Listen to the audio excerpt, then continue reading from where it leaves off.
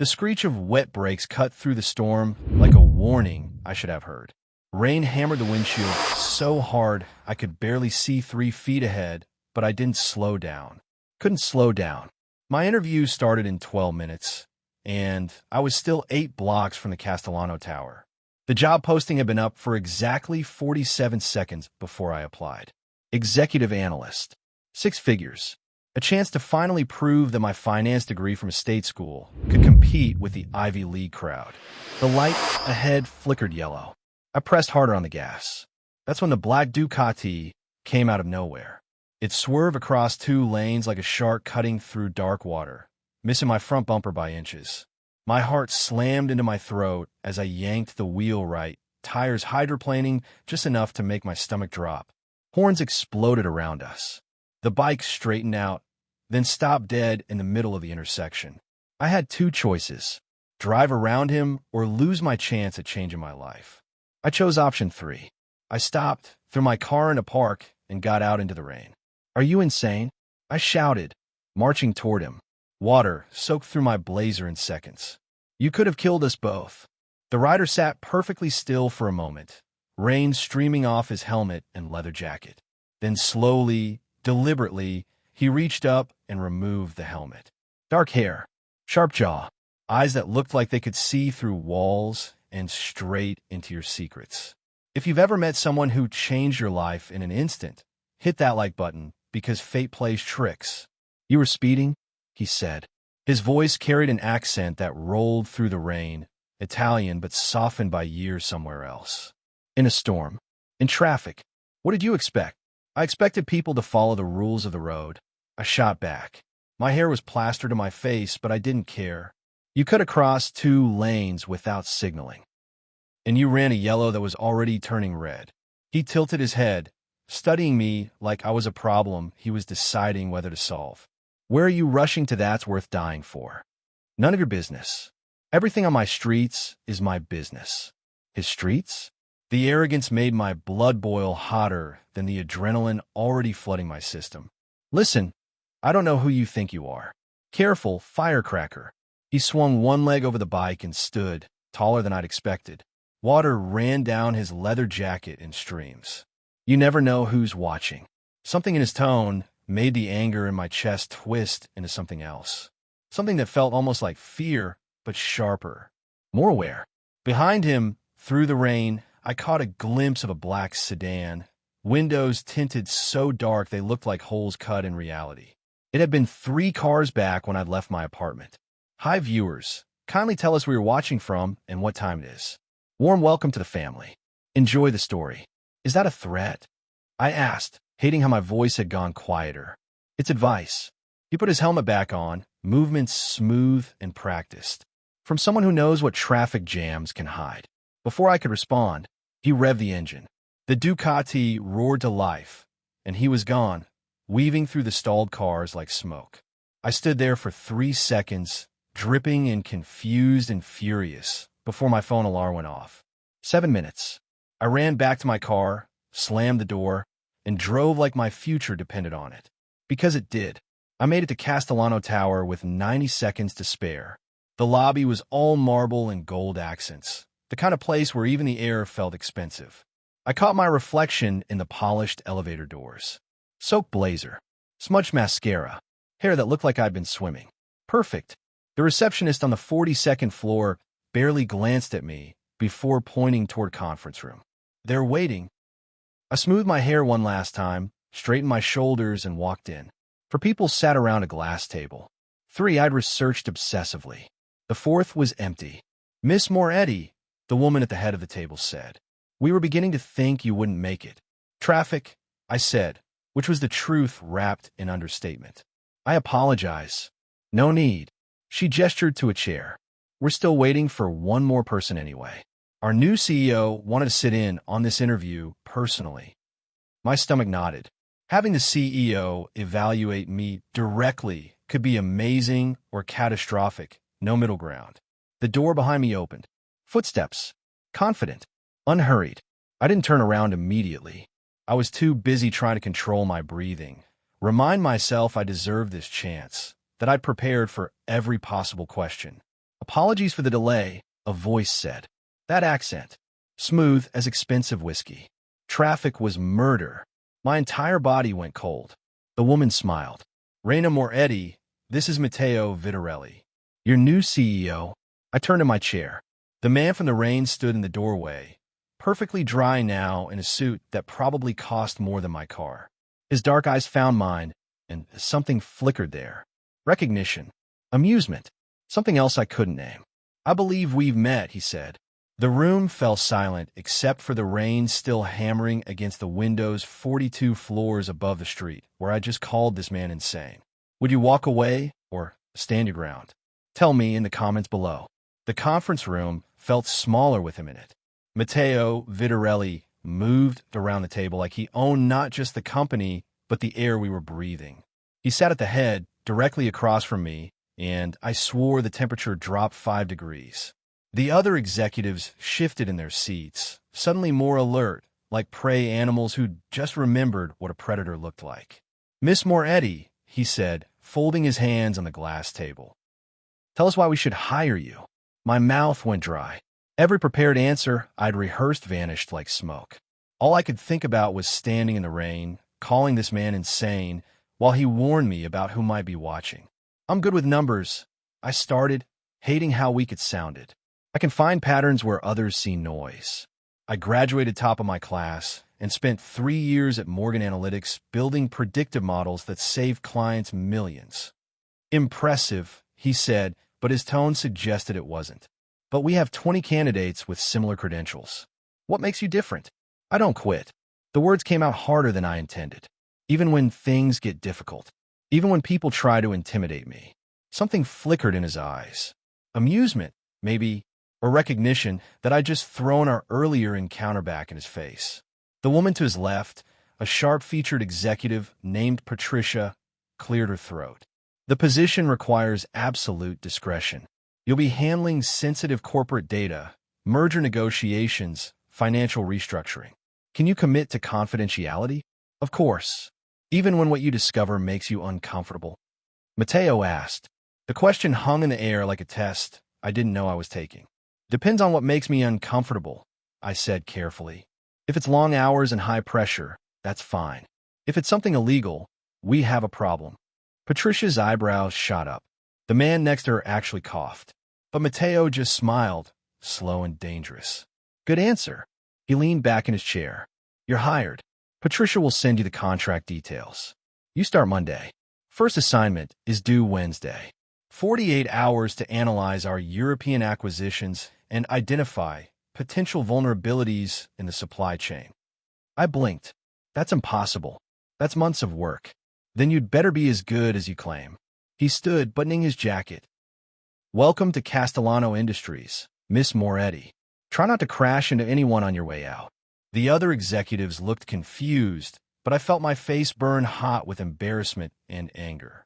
He walked past me toward the door, and I caught the faint scent of expensive cologne and rain that hadn't quite dried. Just before he left, he paused. One more thing. In this company, we value loyalty above all else. Remember that. Then he was gone, leaving me sitting in a room full of strangers who were now my colleagues. Patricia slid a folder across the table. Congratulations. I think. I walked out of that building in a daze. Hired. Impossible deadline. A boss who'd already seen me at my worst. I should have felt victorious, but all I felt was unsettled, like I just signed a contract without reading the fine print. My phone buzzed as I reached my car. Unknown number. One line of text. He's not who you think. My hands went cold. I looked around the parking garage, suddenly aware of how empty it was, how the fluorescent lights flickered in patterns that made shadows dance between the concrete pillars. Would you walk away or stand your ground? Tell me in the comments below. I deleted the text, started my car, and drove home telling myself it was spam. A wrong number. Nothing.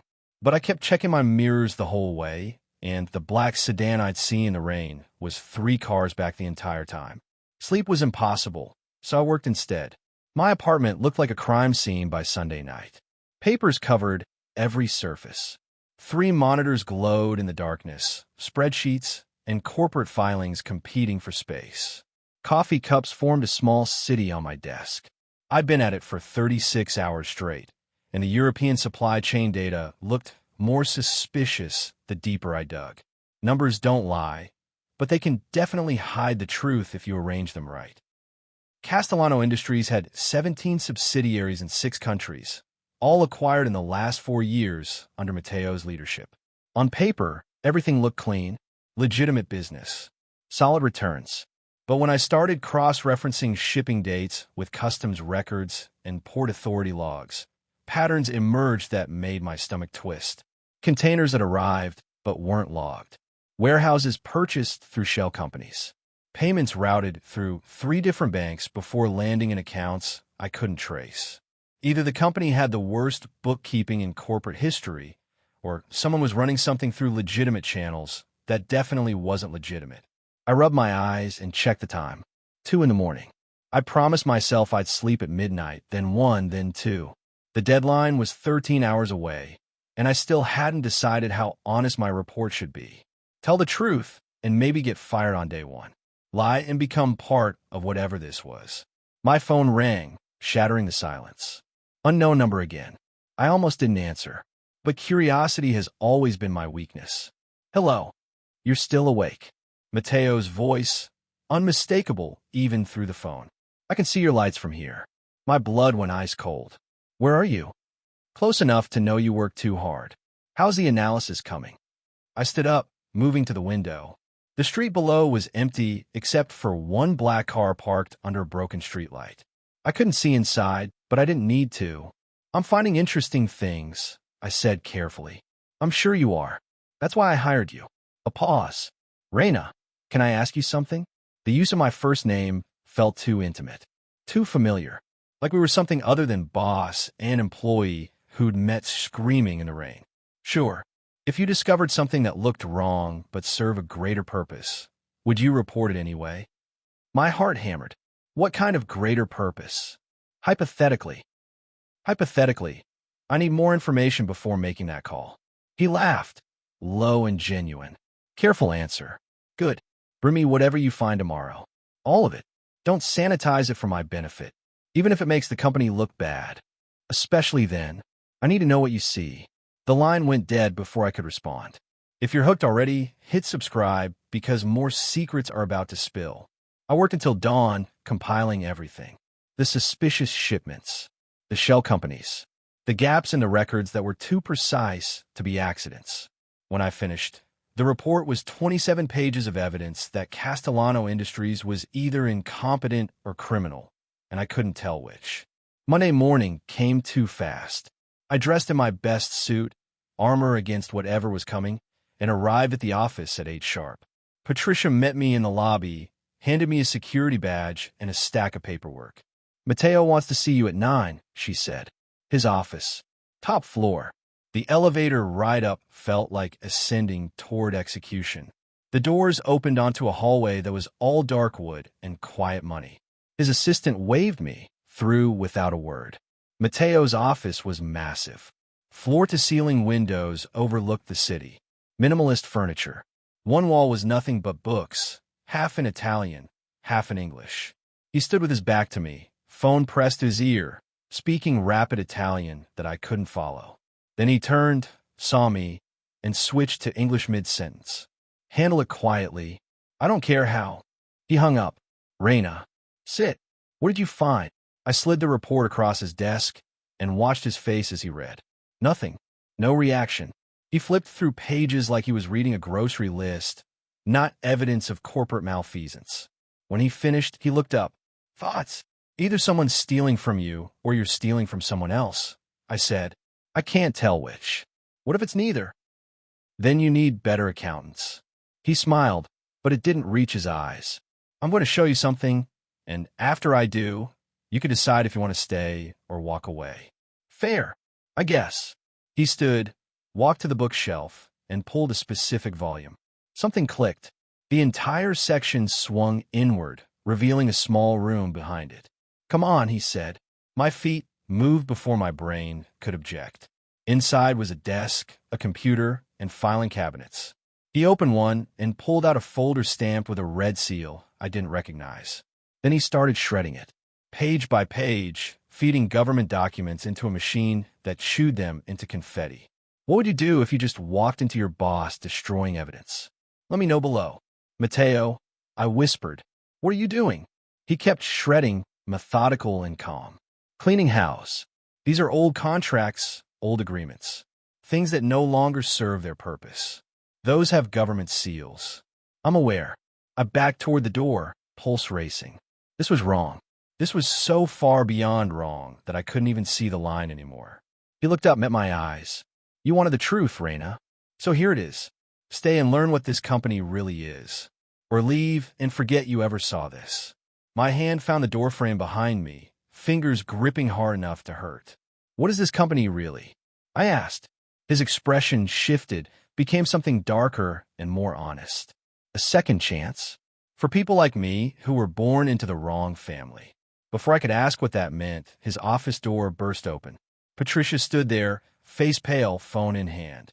Mateo, we have a problem. Marco just called. Someone leaked the Naples acquisition details to the press. They know about the Vitarelli connection. The temperature in the room plummeted. Mateo's jaw tightened, and for the first time since I'd met him, he looked dangerous in a way that had nothing to do with attraction. Lock it down, he said quietly. Find who talked. And Patricia? Yes. Get Reina out of here. Now, the restaurant was the kind of place where they don't list prices on the menu because if you have to ask, you can't afford it. Crystal chandeliers, white tablecloths, waiters who moved like dancers. I felt completely out of place in my department store dress, but Mateo had insisted when he'd called that afternoon. Dinner, 7 o'clock, considered a working meeting. I should have said no. Should have quit after watching him shred government documents like they were junk mail. But instead I'd spent 3 hours researching the Vitarelli name, and what I'd found made the invitation feel less like dinner and more like stepping into a lion's den wearing a meat suit. The Vitarellis weren't just wealthy. They were legacy. Old Naples money with roots that went back centuries, tangled up with politics and power and whispers of things that didn't make it into legitimate history books. Mateo's grandfather had been investigated 17 times by various international agencies. Never charged, never convicted, just investigated. You look nervous, Mateo said, appearing at the table so quietly I jumped. He'd changed from his suit into something more casual, but somehow more expensive. Relax. I don't bite. Your family history suggests otherwise. He smiled as he sat. You've been researching. Good. Saves me the trouble of explaining. A waiter materialized, poured wine I definitely couldn't pronounce, and vanished. Mateo raised his glass. To curiosity, may it serve you better than it served the cat. I didn't drink. Why am I here? Because you walked into my office and saw something that would make most people run. But you came to work the next day anyway. I want to know why. Maybe I need the job. You could get another job. He leaned back, studying me. No, you stayed because you want to understand. You like me in that way. You can't leave a puzzle unfinished. I'm nothing like you. We'll see. He picked up his menu. Order whatever you want. We're going to be here a while. If you're still watching, drop a like because this conversation is about to get dangerous. Dinner arrived in courses I couldn't name. Mateo talked about loyalty, about how the modern world had forgotten what family really meant, about how his grandfather built an empire from nothing, how his father expanded it, how he'd inherited a legacy he never asked for. You ever feel trapped by who people expect you to be? He asked halfway through the meal. Every day of my life. Then you understand. He set down his fork. I took over Castellano Industries 5 years ago. Everyone assumed I'd run it like my grandfather. Dirty money, questionable partnerships, profit over principle. But I'm trying to build something different. Clean money, legitimate business. A company my children won't have to apologize for. The shell companies don't look clean. They're exits, escape routes for people who want out of dangerous situations. We buy businesses that are fronts for criminal operations, clean them up, employ the workers legitimately. It looks suspicious because I'm hiding the transition. If certain people knew what I was really doing, they'd consider it betrayal. I wanted to believe him. God help me, part of me did believe him. What people? Family. He said it like a curse. The kind you're born into, not the kind you choose. Before I could respond, I caught movement across the restaurant. Two men at a corner table, both watching us. One of them leaned close to his companion and said something in Italian. The only word I caught was vendetta. Matteo noticed my expression. What is it? Those men. They're talking about you. He didn't turn around, but his posture shifted. Became more alert. You speak Italian? Took it in college. I'm rusty, but that word I know. Damn. He pulled out his phone, typed something fast. Reina, I need you to listen carefully. In about 30 seconds, my driver is going to come through that door. You're going to walk out with him, get in the car, and go straight home. Don't stop. Don't look back. What about you? I'll handle this. He stood, buttoning his jacket. You hear things better than most people. That's both a gift and a danger. Remember that. His driver appeared exactly when Matteo said he would. Large, professional, the kind of man who'd seen things that would give normal people nightmares. He put a hand on my elbow, firm but not rough. Mississippi. This way. I'll let him guide me out, heart hammering, wanting to look back, but knowing I shouldn't. The car was idling at the curb, black and anonymous. He opened the door. Straight home, he repeated, Mr. Vitarelli's orders. The drive took 15 minutes. I kept checking behind us, but no one followed. When we pulled up to my building, the driver came around and opened my door. Wait inside until you hear from him, he said. Lock your doors. Then he was gone, leaving me standing on the sidewalk wondering what exactly I just walked away from. I made it to my apartment, locked the door, and leaned against it. My phone buzzed. Text from Matteo. Thank you for trusting me. Sleep well. I wanted to respond, but exhaustion hit like a freight train. I made it to the couch, kicked off my shoes, and closed my eyes just for a second. The explosion woke me. Glass shattering, metal shrieking, car alarm screaming. I ran to the window and looked down at the street. My car was on fire. Flames licked up from what used to be the engine, black smoke pouring into the night sky. People were running from the building next door. Someone was shouting about calling 911. I stood frozen, watching my car burn, knowing with absolute certainty that I'd walked away from it barely 10 minutes ago. My phone rang. Matteo, are you hurt? His voice was sharp, urgent. No, I'm inside. But my car. I know. I'm sending security. Don't leave your apartment. Don't open the door for anyone except them. Do you understand? Matteo, what's happening? Silence. Then quieter. Va. And you just became a target. What would you do if danger started following you for simply doing your job? Tell me in the comments. The line went dead, and I watched my car burn, understanding finally that everything Matteo had told me about his past wasn't history. It was present tense, and I was standing right in the middle of it. The security team arrived in 3 black SUVs, moving with military precision that told me exactly who they'd worked for before this. They swept my apartment, checked every corner, and installed cameras without asking permission. The team leader was a woman named Sophia with a scar running from her temple to her jaw and eyes that had seen too much. You're safe now, she said, which felt like a lie wrapped in good intentions. But you don't leave without escort. Understand. I don't understand any of this. You will. She handed me a phone. Burner. Only Mr. Vitarelli has the number. He'll call within the hour. They left one guard outside my door and another in the building lobby. I sat on my couch, staring at the burner phone, and waited. 43 minutes later, it rang. Pack a bag, Matteo said without preamble. You're staying somewhere safe until we figure this out. Figure what out? Who tried to kill me? They weren't trying to kill you. They were sending a message. To me, that anyone I care about is vulnerable. The words hung between us, heavy with implication I didn't want to examine. I need answers, Matteo. Real ones. Not half-truths about legacy and family business. Silence. Long enough that I thought he might hang up. Then, okay, you want the truth? Come to my place. I'll tell you everything. Your place. Penthouse. Upper West Side. Sophia will bring you.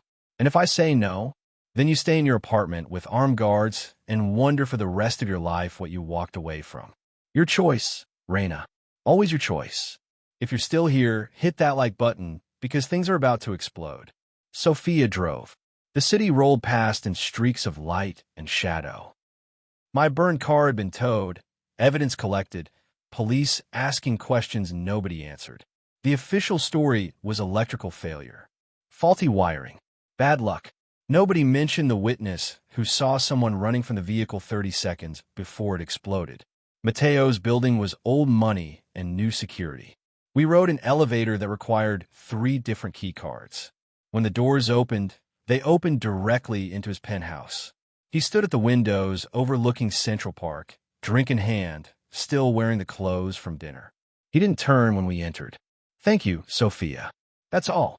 She left without a word.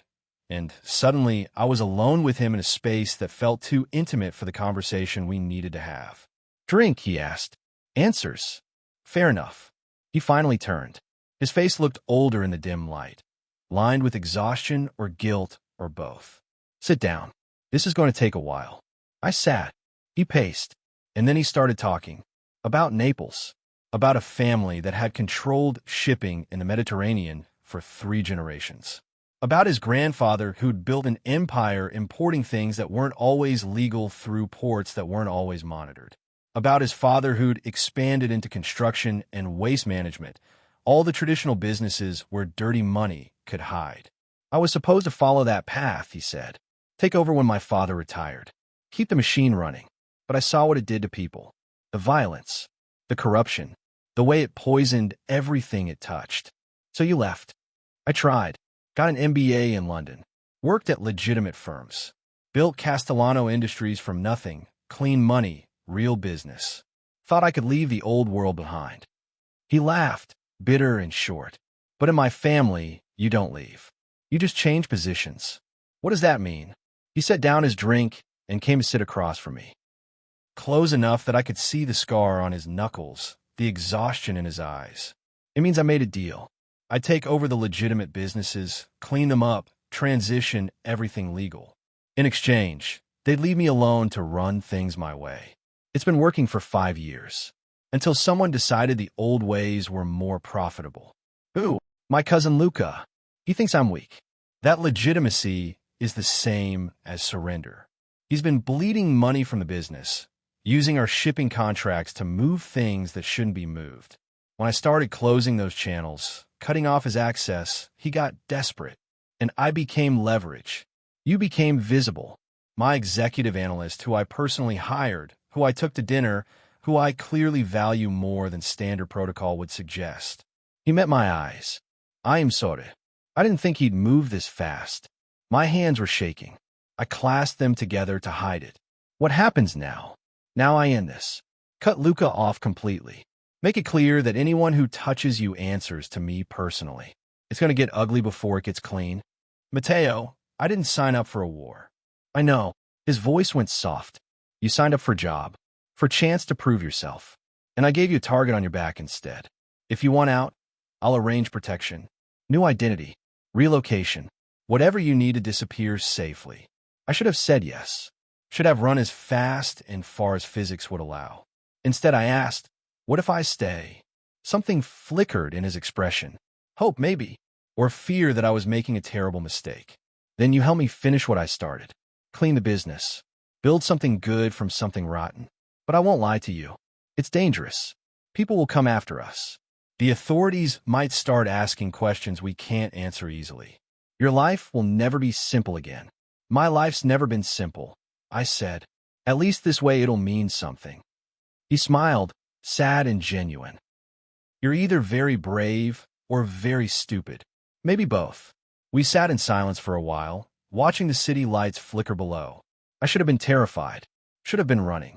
But instead I felt something strange settling in my chest. Purpose. For the first time in my life, I was part of something bigger than myself. Something that mattered. My new phone buzzed. Message from an unknown number. I opened it without thinking. It was a video. Dark, shaky footage of me leaving Mateo's building 30 minutes ago. Sophia walking me to the car. The elevator doors closing. The caption was 5 words that made my blood turn to ice. "Next time we won't miss." I showed Mateo without speaking. He watched it twice, jaw tightening, something cold and deadly settling into his features. They're watching the building, he said quietly. They know you're here. How many cameras do they have? Enough. He stood, pulled out his phone, started making calls in rapid Italian. When he finished, he looked at me. You're staying here tonight. Sophia's team is sweeping the perimeter. By morning, we'll know exactly who's watching and how to make them stop. And if they come in, he walked to a panel on the wall, pressed something, and a section slid open. Inside was a collection that made my stomach drop. Guns. Multiple types, all clean and maintained. Then they'll discover I haven't forgotten everything my grandfather taught me. If this story's keeping you up at night, hit that like button and let me know in the comments. He gave me a room with a view of the park and a lock on the door. I didn't sleep, just lay there listening to footsteps in the hallway, voices murmuring in Italian, the sound of a war being planned in the next room. Somewhere around 3 a.m., my phone buzzed again. Not the burner. My real phone. I almost ignored it. Almost. But when I looked, I saw it was an email. Sent from my own work address to Matteo's personal account. Time-stamped 30 minutes ago. Subject line, you'll want to see this. I hadn't sent any email. Hadn't even opened my laptop. My hands shook as I forwarded it to the burner phone and called Matteo. He answered immediately. What's wrong? Someone sent an email from my work account. Tonight, while I've been here with you. Silence. Then a curse in Italian that needed no translation. They're inside the company, he said. They have access to our systems. Matteo, what was an email? Evidence. Financial records. Shipping manifests. Everything you found in your analysis, plus things you didn't. Someone compiled a case against me and sent it from your account to make it look like you're building evidence. For who? The police? The FBI? Worse, he said, and his voice had gone dead calm in the way that meant he was furious beyond measure. For Luca. Someone's feeding him everything he needs to either blackmail me into stepping down or destroy the company completely. Who has that kind of access? I'm about to find out. The line went dead, and I heard him shouting orders in the next room, voices responding, phones ringing. I sat in the dark, understanding finally that I wasn't just caught in the middle of a family war. I was the weapon they were using to fight it. And somewhere in Matteo's company, someone I never met had just painted a target on both our backs that wouldn't wash off until one side or the other was destroyed completely. The security footage told us everything we needed to know. Thomas Brennan, my recruiter, the man who'd interviewed me, sold me on the company, promised me a future. He'd been accessing my work account for 3 weeks, copying files, building a case piece by piece. The timestamp showed in the office at 2 a.m., using my credentials while I was trapped in Matteo's penthouse, watching my life unravel. I trusted him, Matteo said, voice flat and dangerous. We were in his home office, surrounded by screens showing security feeds and financial records. Brought him over from a Naples operation 2 years ago. Gave him a second chance, just like everyone else. Why would he betray you? Money. Fear. Luca probably offered him both. He pulled up another file, bank transfers showing payments from offshore accounts to Brennan's mother in Ireland. He's got family. Luca found a pressure point and squeezed. Sophia stood in the doorway, arms crossed. What do you want done? Matteo was quiet for a long moment, staring at Brennan's employee photo. Then he closed the laptop. Nothing yet. We use him. Feed him information. Let him pass it to Luca. Control what my cousin knows, and when he knows it. That's risky, Sophia said. Everything's risky now. He looked at me. Reina, I need you to go back to work tomorrow. Act normal. Like nothing happened. Brennan will approach you eventually. Try to find out what you know. When he does, you're going to lie. I'm not good at lying. You're good at everything else. You'll figure it out. He stood, rolled his shoulders like he was preparing for a fight. We're going to leak false information through Brennan. Make Luca think he's winning. When he moves based on bad intelligence, we'll have him. And if it doesn't work, then we do this the old way. The look in his eyes made it clear what the old way meant, and I didn't ask for details. Comment justice if you take a stand like Reina, even when it's dangerous. I went back to my apartment at dawn with 2 guards I didn't know and a script Matteo had written. Act surprised. Act scared. Let Brennan think he's in control. When I walked into the office Monday morning, everyone stared. The new analyst who'd almost been killed. The girl who'd somehow gotten close to the untouchable CEO. Brennan found me before lunch. Raina, thank God. He pulled me into a conference room, closed the door. I heard about your car. Are you okay? Shaken up. Mateo's been helping me deal with everything. Something flickered in his expression. Interest. Hunger. He's been protective of you. That's good. You need someone looking out for you in this company. Why? Is something wrong? I just mean it's complicated here. Not everything is what it seems. He leaned closer, lowered his voice. If you ever see anything suspicious, anything that doesn't feel right, you can come to me. I've been here longer. I know how things really work. It took everything I had not to react, to keep my face neutral and my voice steady. Thanks. That's good to know. He studied me for a beat too long, then smiled. We should get lunch sometime. Talk about career development. I'd like that. He left, and I sat in the empty conference room trying not to throw up. The line came easier than I'd expected, and that scared me more than anything else. That night, I worked late. Real work this time, digging through corporate data, looking for the connections Mateo needed. Around 9 p.m., I found something that made my pulse spike. Shipping manifests. 3 containers scheduled to arrive at Port Newark Thursday night. Registered to a Castellano subsidiary that didn't exist in any corporate filing. The customs forms were perfect. Too perfect. The kind of paperwork that had been professionally forged. I pulled up the container tracking numbers and cross-referenced them with international shipping databases. They'd originated in Naples 6 weeks ago. Before that, they'd been in Montenegro. And before that, somewhere in Albania where the records went dark. My phone buzzed. Email from Brennan, sent to my personal account this time. Working late? Want company. I looked at the security camera in the corner of my office, knowing Mateo's team was watching, and typed back. Just finishing up. Thanks, though. 3 minutes later, Brennan appeared in my doorway anyway. You're dedicated, he said. Most analysts leave by 6. Big project. Mateo wants it finished. I minimized my screens, but not before he'd seen the shipping manifests. Port Newark containers? He tried to sound casual. Those are usually automated reviews. You don't need a deep dive on logistics. Just being thorough. He sat on the edge of my desk, too close, invading space that wasn't his. Raina, can I give you some advice? Sometimes in this company, it's better not to ask too many questions. Mateo appreciates intelligence, but he also values discretion. Meaning some shipments are sensitive. Client confidentiality. Trade secrets, that kind of thing. Better to file the reports and move on. I met his eyes, saw the warning there, and understood this was a test. Makes sense. I'll keep that in mind. He stood, satisfied. Good. See you tomorrow. After he left, I sat in the silence, heart hammering, and emailed Mateo the container numbers with 1 line of text. He took the bait. 2 hours later, I was back in Mateo's penthouse. Sophia had picked me up from the office garage, swept my car for tracking devices, taken a route with 17 turns to lose any tails. Mateo stood at his windows again, phone pressed to his ear, speaking Italian so fast I couldn't follow.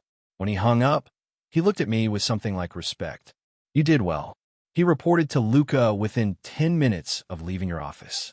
Those containers are now the centerpiece of their plan. What's in them? According to the manifests? Industrial machinery. According to Luca? Leverage. He thinks they're full of evidence. Documents. Financial records. Everything he needs to destroy me permanently. But they're not. They're empty.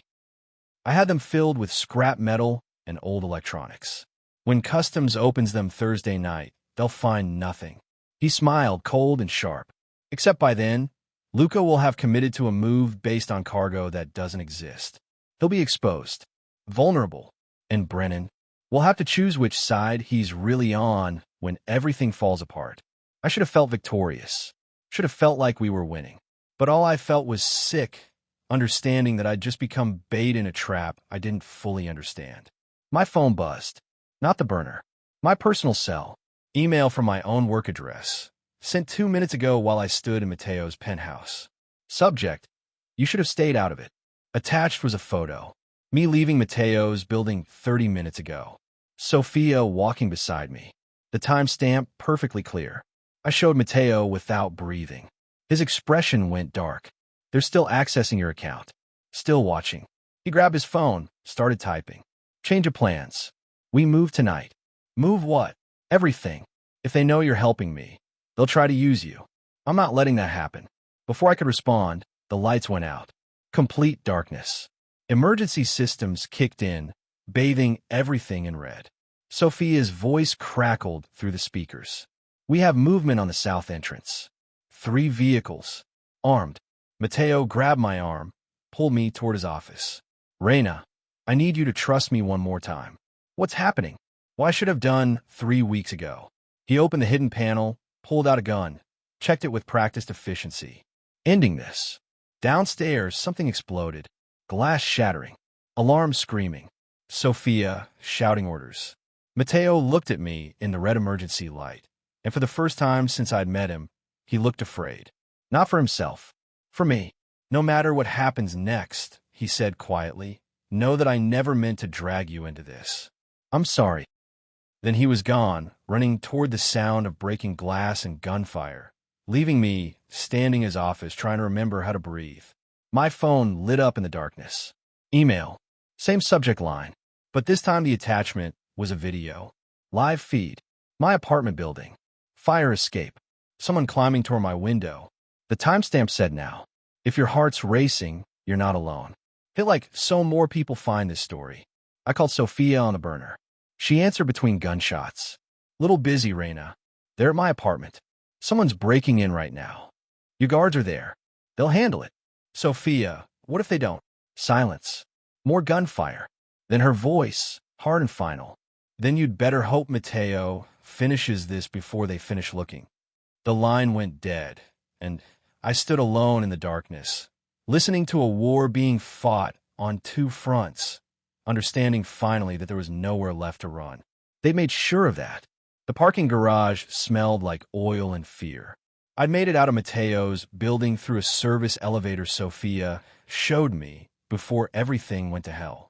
She'd given me keys to an anonymous sedan, told me to drive to a specific address in Queens, and disappeared back into the firefight. Now I sat in the dark, engine running, trying to decide if I was brave or stupid or just too far gone to care anymore. My phone rang. Matteo, voice tight with adrenaline. Where are you? Queens. The address Sophia gave me. What's happening? They hit us hard. Professional team. Luca's not playing anymore. Background noise, shouting, something metallic clanging. Your apartment guards fought them off, but it was close. Too close. They're escalating. Are you hurt? Nothing permanent. Listen, the address you're at. Basement level. Storage unit 17. Code is your birthday backwards. Inside is everything you need. Documents. Money. New identity if it comes to that. Matteo, I'm sorry. His voice cracked just barely. I thought I could protect you. Thought I could keep you separate from this. But they made you part of it the moment you walked into that boardroom. This isn't your fault. It's exactly my fault. Everything I touch turns to war. Sirens in the background, getting closer. I have to go. Stay there. Don't move until you hear from me directly. Not Sophia. Not anyone else. Me. What are you going to do? Well, I should have done 5 years ago. End the family business permanently. The line went dead. I sat in the car for 5 minutes, hands shaking before I found the courage to move. Storage unit 17 was exactly where he said. The code worked. Inside was a duffel bag containing $20,000 in cash, 3 passports with my photo and different names, and a letter in Matteo's handwriting. Reina, if you're reading this, I'm either dead or in custody. Either way, you need to disappear. The documents in here will get you to Canada, then Europe. Start over. Live clean. Don't look back. You deserve better than what I gave you. I'm sorry I couldn't be the man you thought I was when we argued in the rain. That version of me died a long time ago. I read it twice, then tore it into pieces small enough that it could never be reassembled. If you'd fight for someone who tried to protect you, even when they failed, let me know below. The burner phone rang. Unknown number. Reina Moretti. A voice I didn't recognize. Italian accent thicker than Matteo's. My name is Luca Vitarelli. I believe my cousin has involved you in family business. My blood turned to ice. I don't know what you're talking about. Please. Mateo keeps you close, takes you to dinner, hides you in his building when trouble comes. You're either very special or very useful. I'm betting on both. What do you want? A conversation. Face to face. No violence. No tricks. Just information that could save both our lives. I'm not meeting you. Then Mateo dies tonight. Said flat, like he was discussing weather. I have people inside his security team. Sophie is good, but she's not good enough. One phone call from me, and your boss becomes a memory. The garage walls felt like they were closing in. You're bluffing. Am I? Check the news. Castellano Industries CEO involved in shooting at Upper West Side residence. Police investigating. Federal agents on scene. He paused. Clock's ticking, Miss Moretti. Every minute you delay is another minute Mateo spends bleeding. If I meet you, you let him go? I'll call off my people. What happens after depends on what you tell me, and whether Mateo's smart enough to accept reality. He gave me an address. Industrial area and near the docks. 1 hour. Come alone. If I see security, the deal's off. He hung up. I sat in the car, staring at the duffel bag full of escape routes, and made a choice that would either save Mateo or get us both killed. I drove to the docks. The address led to a warehouse that looked abandoned from the outside, but had fresh tire tracks leading to a bay door. I park a block away, check my phone one last time. Nothing from Mateo. Nothing from Sophia. Just me and a bad decision and the knowledge that walking through that door probably meant I'd never walk out. I went in anyway. The warehouse was empty except for shipping containers and one luxury sedan. Luca Vitarelli stood next to it, looking exactly like Mateo if you drained out all the warmth and replaced it with calculation. You came. He seemed genuinely surprised. Either you're in love with my cousin or you're dumber than you look. Neither. I just want this to end. Then we have common ground. He gestured to a chair. Sit. We'll talk like civilized people. I stayed standing. You said you'd call off your people. I will. After you answer some questions. He pulled out a tablet, showed me screen after screen of financial data. Mateo's been shutting down revenue streams, blocking shipments, refusing contracts that made this family wealthy for 3 generations. Why? Because they were illegal. They were profitable. There's a difference. He swiped to another screen. He's cost us $40 million in the last year alone. Try to go legitimate. Clean. Like we're some kind of charity instead of a business. So you try to kill him. I try to wake him up. The attack on your car, the break-in at your apartment, those were messages. Reminders that the old world doesn't forgive weakness. He's not weak. He's trying to build something better. Luca laughed, sharp and bitter. Better? There is no better. There's only power and the people crushed by it. Mateo forgot which side we're supposed to be on. Behind me, the bay door opened. 3 men walked in, all armed, all watching me like I was a problem they were about to solve. What's happening? I asked, voice steadier than I felt. Change of plans, Lucas said. See, I realized something. Mateo won't negotiate for money. Won't negotiate for power. But for you, he smiled. For you, he'll give me everything. One of the men grabbed my arm. I tried to pull away, but he was stronger, professional, efficient. They zip-tied my hands, took my phone, pushed me toward a shipping container. This wasn't the deal, I said. There was never a deal. Just bait. And you walked right into the trap. Luca followed as they shoved me into the container. Don't worry. You'll be comfortable. Food, water, even a bathroom. Your leverage, not a victim. As long as Mateo cooperates, you'll be fine. He'll come for me. I'm counting on it. The container door swung shut, and darkness swallowed everything. I don't know how long I sat there. Could have been minutes. Could have been hours. Time loses meaning in complete darkness when every sound could be your rescue or your execution. Then gunfire. Close. Multiple weapons. Shouting in Italian. The container shook like someone had rammed it with a truck. The door exploded inward, blown off its hinges. Light flooded in, blinding. A silhouette stepped through the smoke. Reina. Mateo's voice, rough with relief and rage. I've got you. He cut the zip ties, pulled me out of the container. The warehouse was chaos. Luca's men on the ground, disarmed. Sophia's team securing exits, and Mateo, covered in dust and blood that might not have been his, looking at me like I was the only thing in the world that mattered. "You shouldn't have come," I said. "You shouldn't have met him alone." He touched my face, checking for injuries. "What were you thinking? That I could end this without more people dying? You almost became one of them." His hand was shaking. "Just slightly, but enough. Don't ever do that again." "Where's Luca?" "Gone. Escaped in the chaos. But I know where he's going." Mateo looked at Sophia. "We end this tonight. No more half measures. No more trying to negotiate with people who only understand force." Sophia nodded and walked away, shouting orders. I grabbed Mateo's arm. "What does that mean?" "It means I stop pretending I can outrun my bloodline." His eyes were dark, determined, and something else. Something that looked like grief. "I try to do this clean. Try to build legitimacy from corruption. But some stains don't wash out. Some wars don't end until someone stops fighting. Mateo, stay with Sophia. She'll keep you safe. When this is over, when Luke is either dead or in custody, we'll talk about what comes next. If there's a next." He walked away before I could argue, disappearing into the smoke and sirens, and I understood finally that this was never going to be a story about redemption. It was a story about choosing which sins you could live with and which ones would burn you alive from the inside out.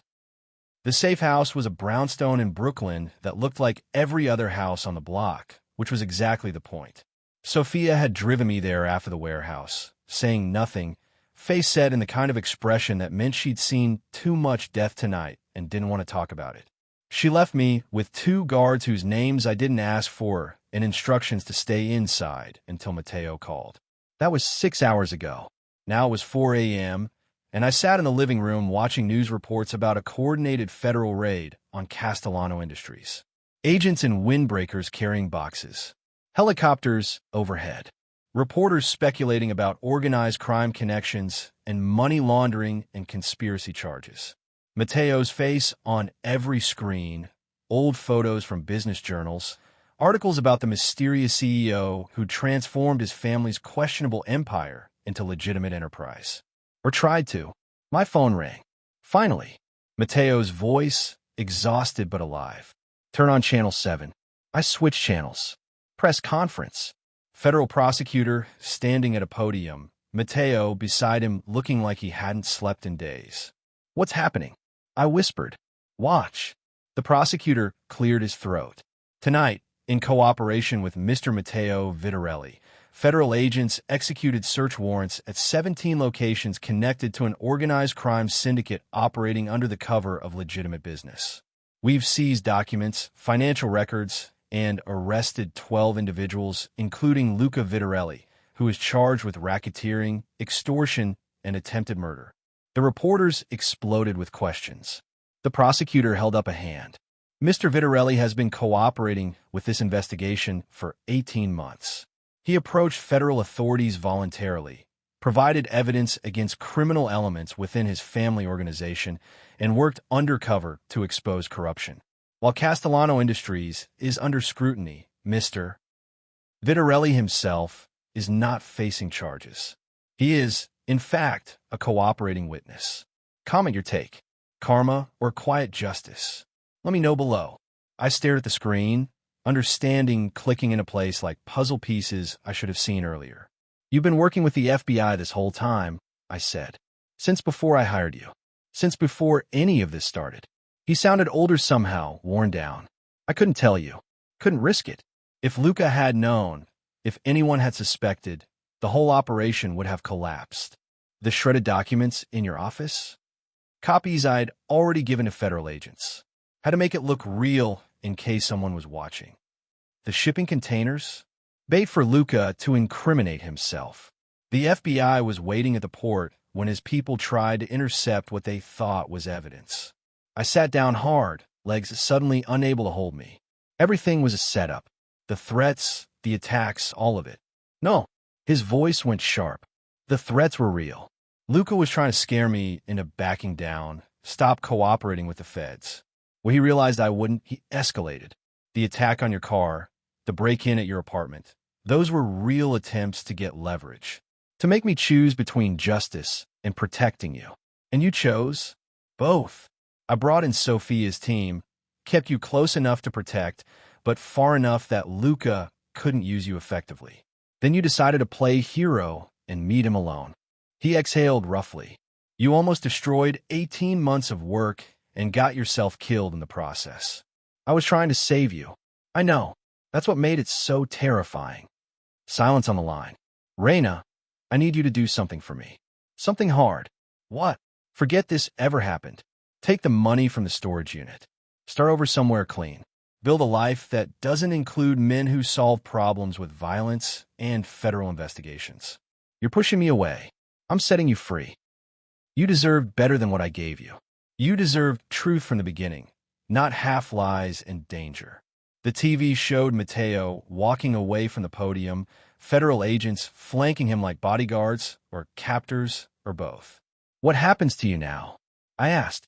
Witness protection, probably. New name, new life, somewhere far from New York and the Vitarelli legacy. I'll spend the rest of my life looking over my shoulder, wondering if someone loyal to Luca will decide revenge is worth the risk. That's not freedom. It's closer than I've ever been. He paused. I have to go. There are more questions, more statements, more lawyers turning my life into legal documentation. Take care of yourself, Reina. Be the person you were before you met me in traffic. Matteo. But the line was already dead. I sat in the safe house watching the news cycle repeat itself, watching his face on every channel, and made a decision that probably made me as crazy as he was. I called my own number, left a voicemail on my work phone that would be picked up by whoever was monitoring the company's systems. Maybe federal agents. Maybe Matteo's lawyers. Maybe nobody. This is Reina Moretti. I'm resigning from Castellano Industries effective immediately. But before I go, there's something you should know. The subsidiary accounts Matteo's been using to transition illegal operations into legitimate businesses, I can trace them all. Every shell company, every offshore account, every dollar that moved from the old world to the new. I have documentation. Financial records going back 7 years. Everything he did to try to clean his family's blood money. I paused, chose my words carefully, and I'm willing to testify. Not against him. For him. To show that what he built wasn't just legal cover. It was genuine attempt at redemption. I'm willing to stake my professional reputation, my credibility, everything on the fact that Matteo Vitarelli tried to do something good with a legacy that was rotten to its core. I hung up and waited. 2 hours later, Sophia appeared at the safe house with coffee and a tablet showing an email from a federal prosecutor's office. They want to meet with you, she said. Ask questions. Get your official statement. Will it help him? It might. Or it might just make things more complicated. She set down the coffee. Why are you doing this? He told you to walk away. Because walking away is what someone smart would do. And I've apparently decided to be brave instead of smart. Sophia smiled just a little. He's going to be furious. Good. He can be furious and free. That's a better deal than dead and noble. 3 days later, I sat in a federal building answering questions from lawyers who looked at me like I was either incredibly brave or incredibly stupid. I showed them spreadsheets, explained financial trails, walked them through every legitimate business Matteo had built from the ruins of criminal enterprise. You understand this doesn't erase his family's crimes, one lawyer said. I understand it shows he tried to make different choices. That counts for something. It has to. They thanked me, took my statement, and sent me home with instructions to stay available. Matteo called that night, voice tight with anger and something that might have been gratitude. You testified. I told the truth. I told you to disappear. I don't take orders well. You should know that by now. He laughed, exhausted and surprised. You're going to make my life very complicated. Your life was already complicated. I just made it honest. Silence. Then quieter. Thank you for seeing something in me worth defending. Thank you for trying to be better than your bloodline. We talked for an hour about nothing important. About weather and coffee and whether Queens or Brooklyn had better pizza. About everything except the fact that he was in witness protection now, that I'd probably never see him again, that whatever existed between us had been built on crisis and adrenaline and couldn't survive normal life. When we hung up, I felt something settle in my chest. Not peace exactly, but purpose. The knowledge that I'd stood for something that mattered, even when it was dangerous, even when it would have been easier to run. 2 weeks later, I got a package. No return address. Inside was a deed to a company I'd never heard of. Moretti Consulting. Fully funded. Incorporated 3 days ago. The note was one line in Mateo's handwriting. Build something good. M. If you'd stay for a chance to build something meaningful or walk away for safety, drop your choice below. I sat in my apartment holding the deed, understanding what he'd done. He'd given me what he'd tried to build for himself. A second chance. Clean money. A way to start over. But this time, the foundation wasn't built on blood and compromise. It was built on choice. And I chose to build something that would help people escape the kind of life Mateo had been born into. Women fleeing crime families. Families trying to go legitimate. People who wanted redemption but didn't know where to start. I chose to build quiet justice. The kind that whispers instead of roars. 6 months later, Moretti Consulting had 17 clients and a reputation for discretion. We didn't advertise. Didn't need to. Word spread in the communities that needed us most. A woman leaving her mob-connected husband. An accountant trying to expose his boss's money laundering without getting killed. A family that wanted out of the business but didn't know how to untangle 3 generations of dirty money. I helped them all. Used everything Mateo taught me about corporate structure, financial shells, legitimate transitions. But this time, we did it for people who deserve second chances instead of people trying to maintain power. The office was small. 3 rooms in Midtown, nothing fancy. But it was mine. Clean money. Honest work. Purpose that didn't require looking over my shoulder. Most days, Patricia, my old colleague from Castellano, had joined me after the company dissolved. She handled operations while I focused on analysis.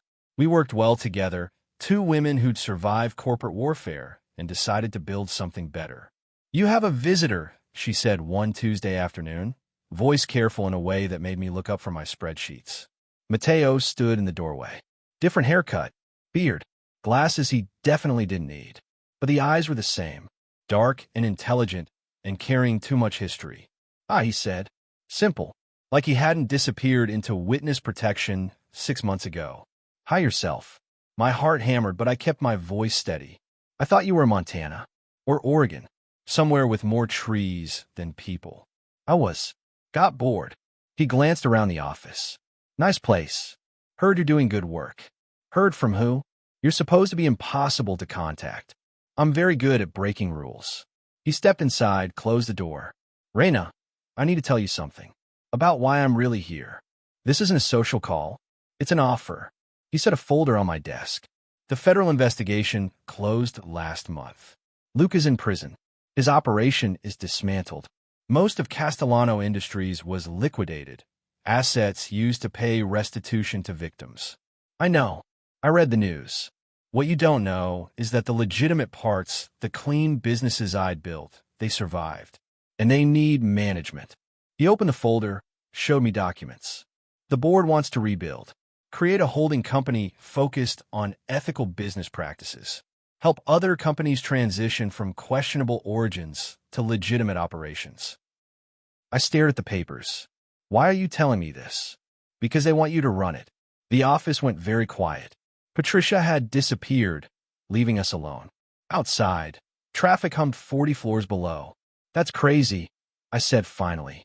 "I have 3 employees and 17 clients. I've been doing this for 6 months. And in those 6 months, you've accomplished more meaningful change than most consultants do in decades. You understand what it takes to go legitimate because you've been helping people do it. You understand the cost because you've paid it yourself. What about you? It's your family's company." "Was." Past tense. He sat on the edge of my desk, exactly like Brennan had all those months ago, but somehow completely different. "I'm done with empire building. Done with carrying a legacy I never asked for. But I'm not done with trying to make things right. So you want me to do it instead? I want you to build what I couldn't. Take the resources, the capital, the infrastructure, and use it to help companies reform. To prove that redemption isn't just possible, it's profitable." He met my eyes. And I want to help.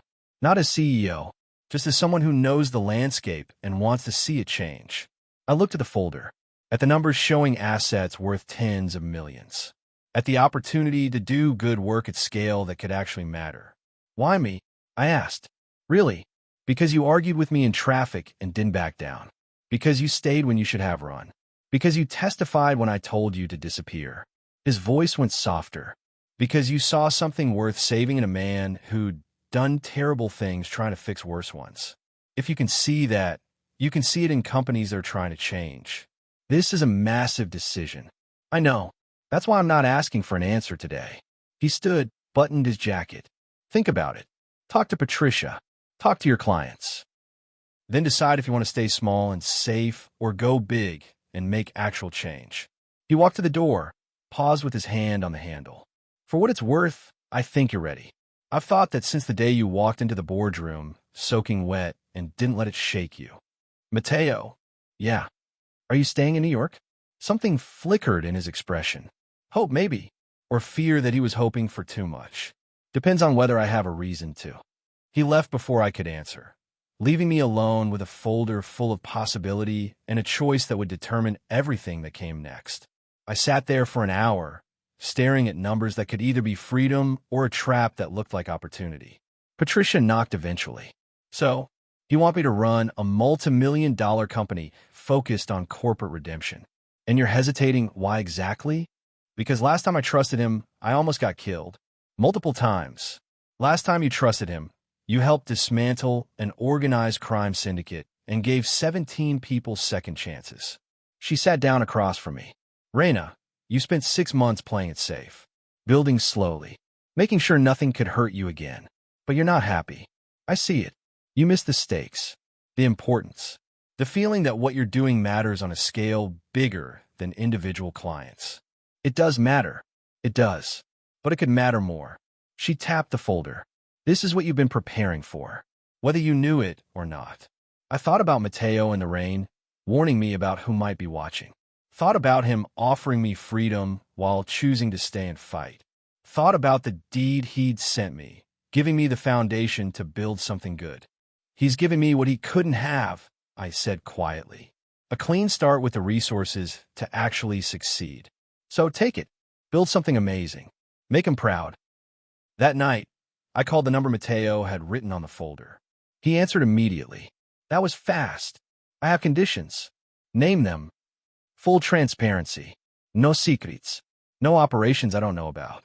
If I'm going to run this, I need to trust that the foundation is solid. Done. Second, I'm hiring my own team. People I trust.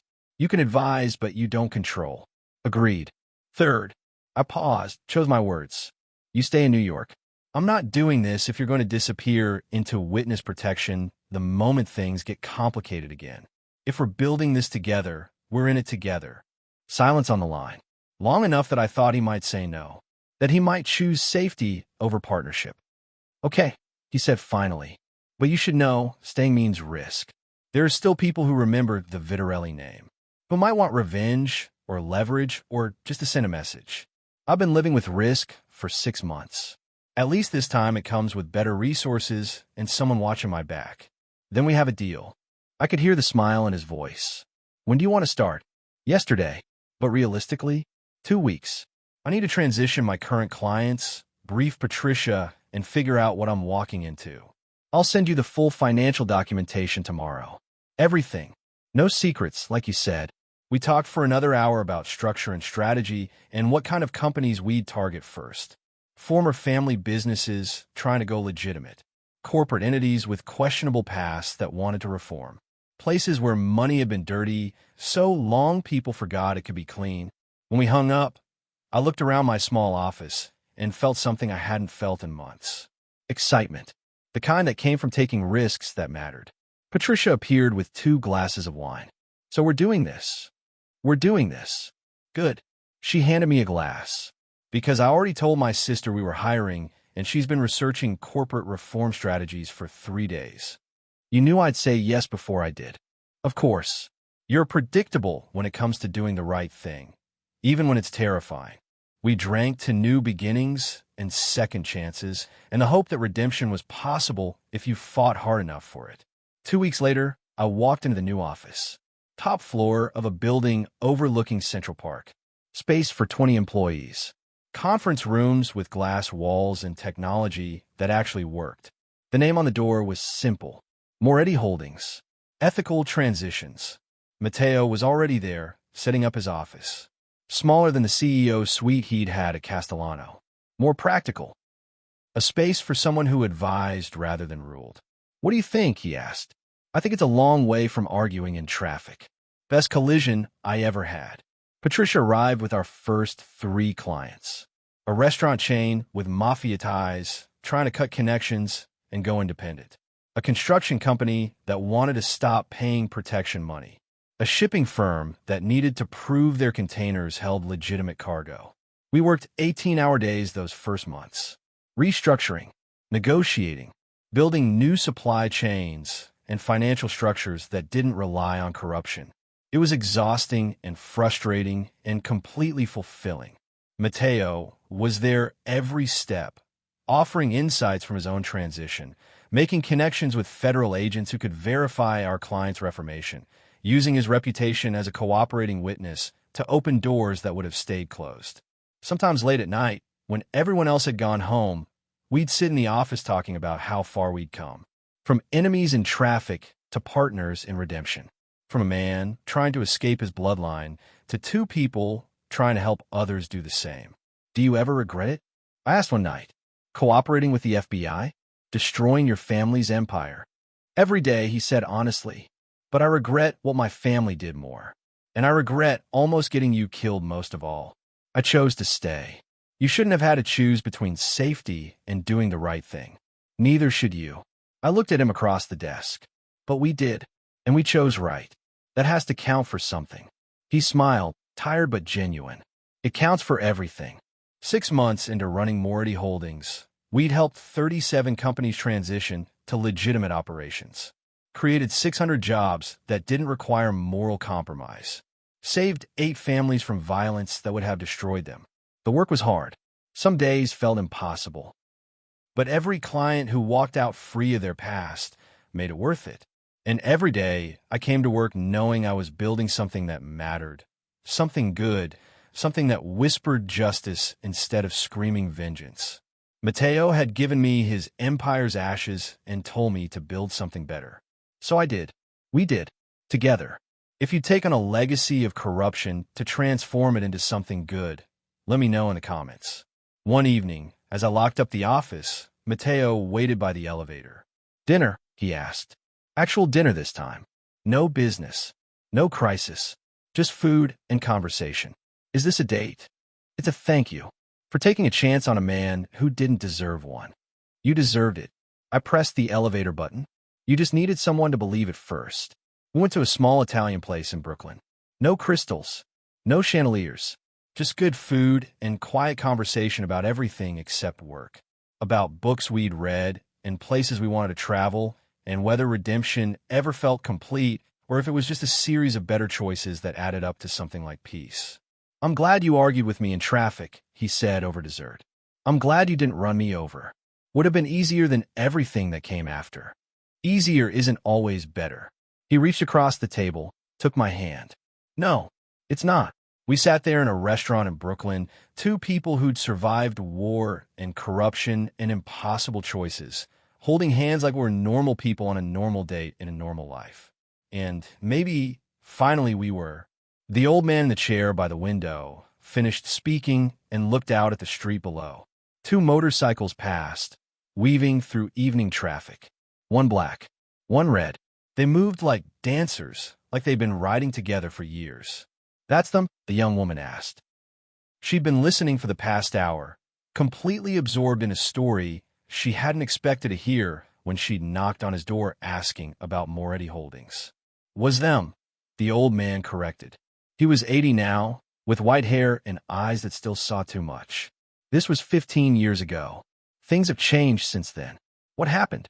Did they make it work? Define work. He smiled, tired but content. They built something good. Moretti Holdings helped over 300 companies transition to legitimate operations. created thousands of jobs, proved that redemption was possible if you fought for it hard enough. And Mateo, Reina, they ran the company together for 7 years. Built it into something his grandfather would have hated and his father would have been proud of. Then they did something smarter. What? They gave it away. He gestured to the window, turned Moretti Holdings into a non-profit foundation, hired people who'd been through the transition themselves to run it, stepped back and let others carry the work forward. Why would they do that? Because they'd learned the hard way that holding on to power, even good power, eventually corrupts. Better to build something that can survive without you. Better to create a system than be the hero. The young woman was quiet for a moment, processing. And where are they now? Here, there, everywhere that needs quiet justice. He pointed at the motorcycles disappearing around a corner. They ride. They travel. They show up when someone needs help escaping the kind of life they both knew too well. No business cards. No offices. Just two people who understand what it costs to choose different. That's beautiful. That's exhausting, he corrected. But necessary. Some work doesn't end just because you want it to. She stood, gathering her things. Thank you for telling me this. I came asking about a business loan from the foundation, but I got something better. What's that? Hope. That it's possible to change. To be better than where you started. It's possible, he confirmed. Just not easy. Never easy. After she left, the old man sat alone in his chair, looking at the photo on the table beside him. Young Reina, young Mateo, standing in front of Moretti Holdings on opening day, both smiling like they'd conquered the world instead of just surviving it. He'd been there that day, had been Sophia's mentor years before, had taught her everything about protection and strategy and knowing when to fight and when to walk away.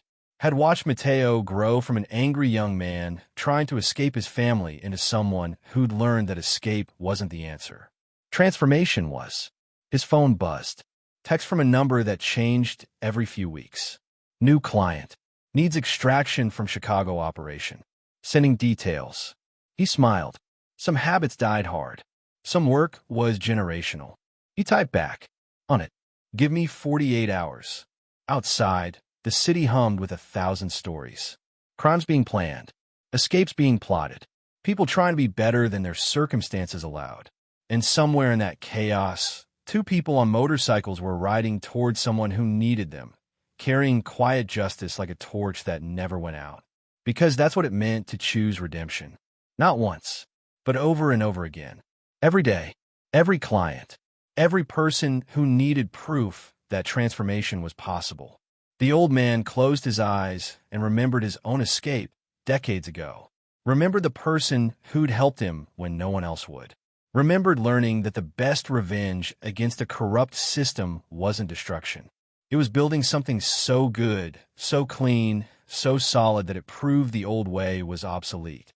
Quiet justice doesn't roar, he whispered to the empty room. It whispers through those who choose courage over comfort. And somewhere in the city, two motorcycles turned down a street where someone waited, hoping for a second chance they didn't think they deserved. But deserving wasn't the point. Choosing was. And Reina Moretti and Matteo Vitarelli had spent 15 years proving that the right choice, made over and over again, could turn bloodlines into lifelines, could turn corruption into redemption, could turn a collision in the rain into a foundation that saved lives. The old man opened his eyes, picked up his phone, and started planning an extraction that would be dangerous and complicated and absolutely necessary. Because some work never ended. It just found new hands to carry it forward. And that, more than anything else, was the real victory. Not winning once, but building something that kept winning long after you were gone. That was quiet justice. And it whispered through every life they'd touched, every company they'd transformed, every person who learned that redemption wasn't a destination. It was a choice you made every single day until choosing right became as natural as breathing. The motorcycles turned another corner, heading toward someone who needed them, and the old man smiled. Go get them, he whispered. Show them what's possible. Because in a world full of noise and violence and corruption that pretended to be normal, Sometimes the most radical thing you could do was choose to be better. And keep choosing, over and over again, until the whisper became a chorus, until quiet justice became inevitable, until everyone who'd ever felt trapped by their circumstances learned that transformation was possible if someone believed in you enough to show you the way out. That was the legacy. Not power, not money, not empire, just people helping people become better versions of themselves. One choice at a time, one life at a time, until the whole world looked different.